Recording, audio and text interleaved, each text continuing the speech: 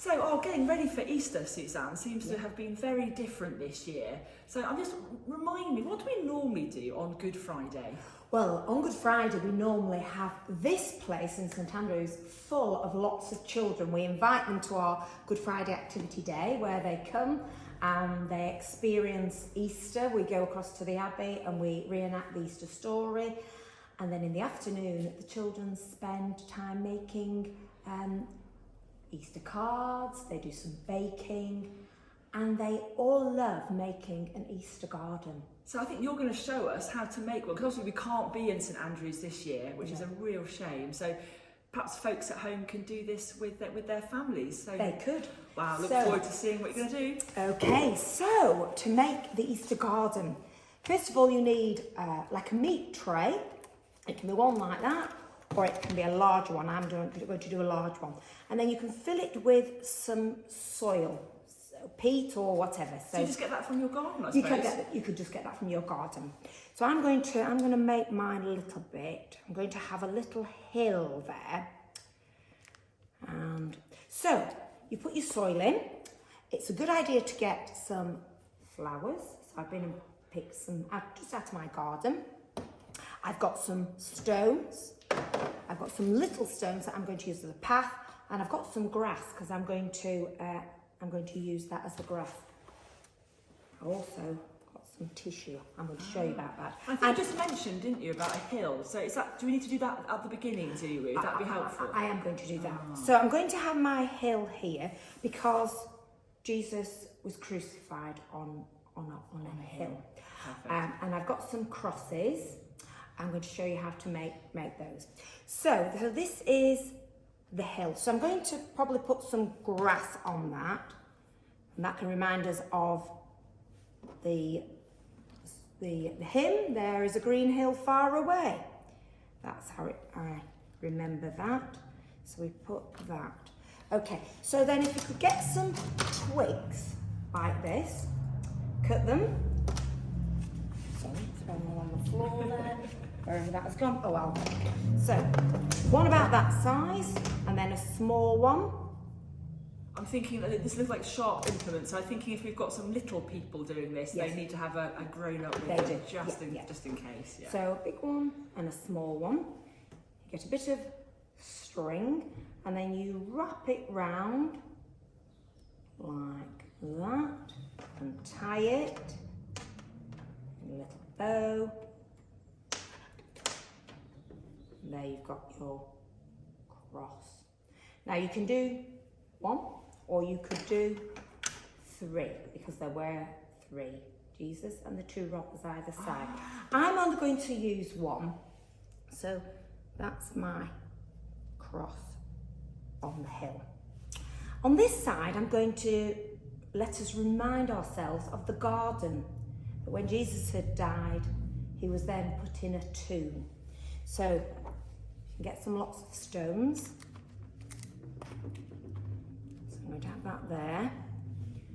I'm going to have a little thing on the top.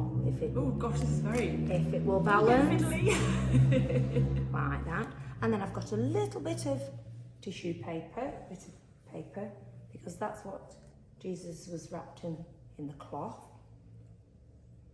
And then we have the round stone to remind us that, balance carefully, that was across the tomb. So which days is the stone across the tomb, and which day? So we've got Good Friday, the cross, and then Jesus' body was then put in the tomb. The stone was across the front, and then on Easter Sunday, when the ladies came, they found that the stone had been rolled away, and Jesus' body had gone and he was alive. So that looks a little bit boring just like that. So I'm going to get some little stones, and I think I'm going to make a path up to the tomb. But you could use sand, or you could just use grass. Like that. Is that okay? I think it's still looking a little bit bare though, Suzanne. I Needs a think. little bit more colour in it, I doesn't think it? it does. I might use, I like that stone, so I might just put that there and that there. So the exciting bit is some greenery. So I thought, that could look a little bit like a little bit of a tree. There we are. And I thought we'd have some daffodils for spring. Ooh, that one was a bit. Might need to put a little bit of water in because this is a bit dry. And I thought I'd put some rosemary in because I like the smell of rosemary. Put that one there. And I thought we'd put some forsythia.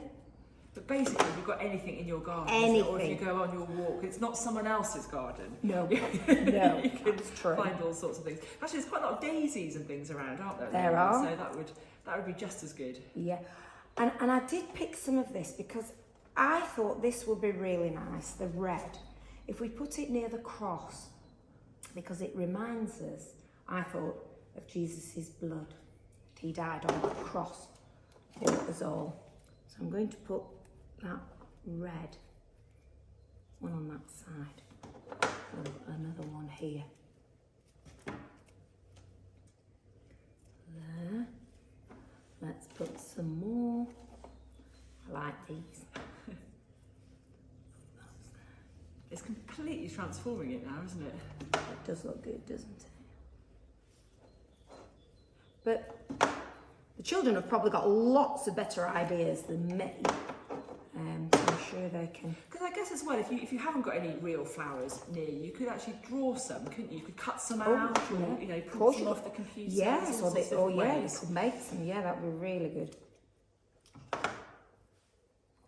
I might put some more grass actually, because it looks. Got some grass on that side, like that. Any more? I think we should put a bit more. That's looking beautiful. How's that looking? That's wonderful. Do you think that's looking okay? I think it looks very good indeed. Just a bit more pink over there. So I guess the colours help us to remember that Easter Day is a day of great celebration. It is. Yes. Yep. Not just about Easter eggs. Indeed. And chocolate. So everyone see that at home. That's wonderful. So that's my Easter garden, but I'm sure you can make one as good, if not better than mine. I guess if you do make one at home, do send in a picture to us so that we can see your efforts and we can see how you've inspired us, Suzanne, to go home and just find some things at home and make our own special Easter garden. Thank you very much.